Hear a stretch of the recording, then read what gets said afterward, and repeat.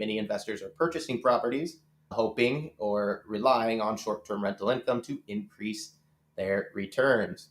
Now, typically the DSCR loans that we go over every day are based on long-term rents from the typical appraisal report. There's not many appraisal reports that come with short-term rents. It is possible now. There are some tools, some third-party tools that we can use to estimate the short-term rents, which is typically the more common example as the appraisal industry is trying to kind of get a hold of this new concept. But obviously there are third-party providers that have some great data for us to use. So Jose, if you're ready with some examples, let's go ahead and check out our DSCR options that allow these short-term rentals.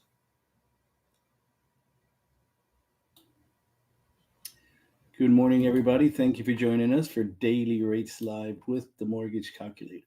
So today's topic, short-term rental properties, is a very interesting one because, as we know, short-term rentals are the rage right now in the industry.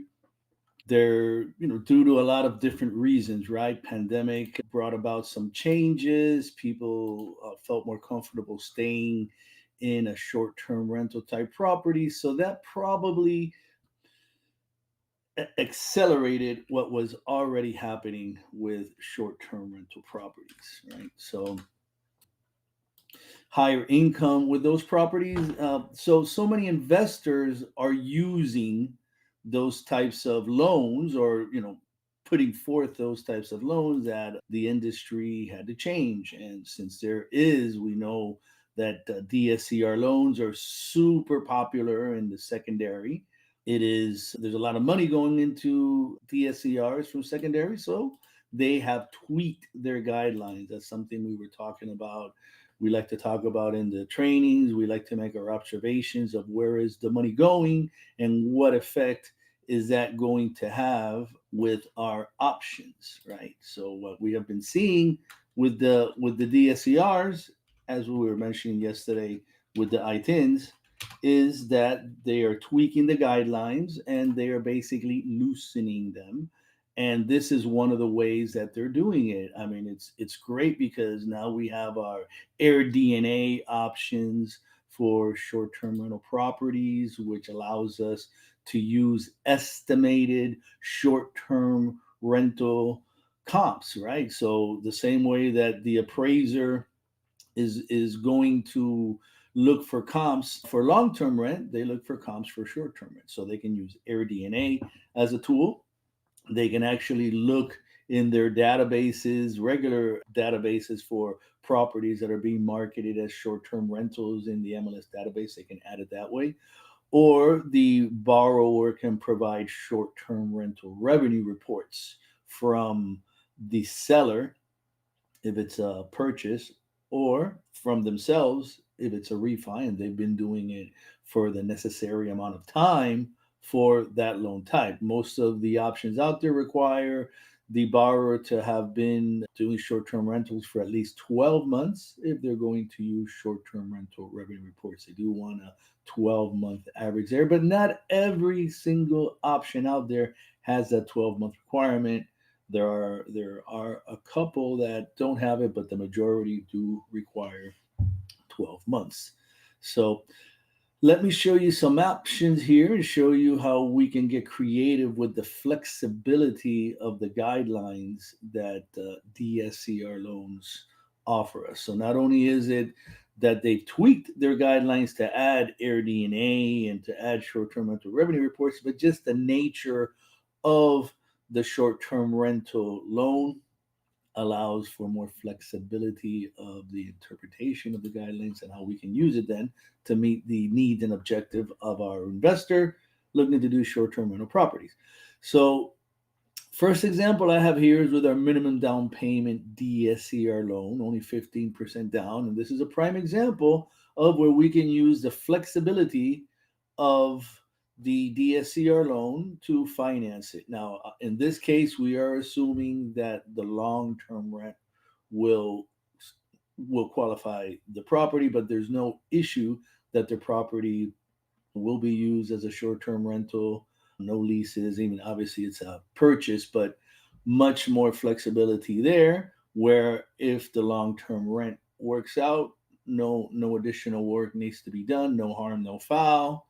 Just take the 15% down DSCR loan, and you're able to do 7.625 as your lowest cost option, and buying that down to 7.25. And remember, this is 15% down only. So now we get into the funky stuff, right? What Nick was mentioning, the third party tools. Now, AirDNA is an Airbnb database. They're compiling short term rental data so that then anyone who has a subscription can access the database the same way and pull your comps. The same way you're going to pull comps for a long term rent, you're going to pull comps for the short term rent. Similar style, proximity, size, all of those kind of things come into play. So in this case here, using AirDNA, the one thing that you're going to want to note, let me make this a little bigger here, is that for this AirDNA option, they allow you to go to the 80% without an LTV adjustment. However, you do have to have a minimum 1.5 DSCR. Your debt service coverage ratio has to be 1.5, which means that the AirDNA income has to be at least 150% of the total housing expense, PITI, and if applicable, association fee. So keep that in mind, that 1.5. But with AirDNA, you should be able to get that. That's the whole thing here. If it's a good short rental property, it will be doing those numbers. And then you're looking at some pretty amazing rates here, right? You're looking at 8.25, offering a little bit of a lender credit, and buying that down to 7% as our lowest cost option. Again, using AirDNA, at least 1.5 debt service coverage ratio, we will get you the full 80% without any adjustment. So now, mind you, for AirDNA to work, there has to be AirDNA comps. So unfortunately, that's not always going to be the case for every short-term rental property. So here we have another option using the short-term rental revenue reports. In this case, this is a purchase, so the reports would have to be coming from the seller. So if they are buying a property that's currently being used as a short-term rental, perfect scenario here. You do have some pretty good rate choices here. And this is also without an LTV adjustment, right? Now, what I will say is there is a haircut in these products, depending on which option you choose. They're going to allow you to go anywhere from 115 to 125% above the long-term rent. So it's not like a free for all, right? And on top of that, there's gonna be, oh, should I say that's your limit of 100, anywhere from 115 to 125%. The haircut is gonna come from the fact that they're gonna give you anywhere from 70 to 80% of the gross number, because they figure there's management fees and expenses associated with the property. So they're not gonna give you the full 100%.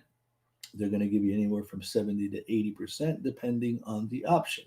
So 70 to 80% of the gross. And then on top of that, they're not going to let you exceed the long-term rent based on the 1007 by anywhere from 115 to 125%, 115% to 125%, depending on the option you chose. So in this case, 8.375 is our lowest cost option, 7.5% lowest rate option. So now I have some other interesting twists on how we can use DSCR loans to meet the objective of our short-term rental investors. So for the situation where great property, the investor, seasoned short-term rental host, super host, knows what they're doing, they make it happen, they've already looked at the property, they have a good business plan, all of their marketing is in place, so they feel like it's just going to be an extension of the business they are already doing, right? So they're confident they're going to be able to make it happen. So then a great way to do this is with a no ratio DSCR loan. Right now, we have a couple different no ratio options. We have a no ratio that goes 0.75 to 0.99 DSCR, meaning you're covering the housing expense with the rent by anywhere from 75 to 99%. You're not covering 100%. That's fine. With 25% down, you can do this no ratio DSCR option for at a 0.75 to 0.99 debt service coverage ratio. So, a very good option to meet that need, and amazing rates too for no ratio, right? This is not even cash flowing per long term rent, but look at this, 8.5% is almost at par, and you can buy this down to 7.5%. But wait, there's more. Last but not least, right? Sounds like a Ronco commercial. Here we have another. This is amazing because notice it's no ratio DSCR, still 25% down only.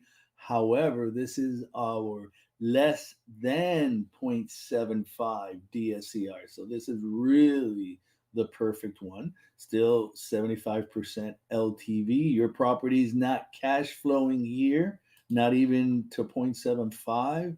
So here you can still do a rate with the lowest cost option being at 9%, and you can still buy that down to 8.625% for the true no ratio DSCR loan. Perfect solution to that expensive waterfront property that they know they're going to rent it for $6,000, $7,000 a night.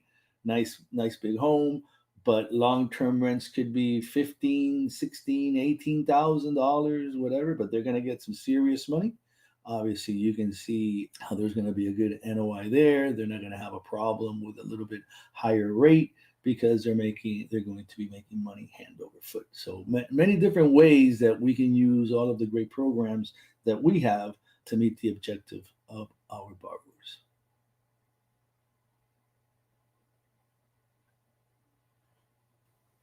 All right. Surprisingly, I don't see any questions here, but definitely, again, like I said in the beginning, great tools to have as a loan officer under your belt, and as an investor, these are absolutely great programs here. So, thank you everybody for tuning in.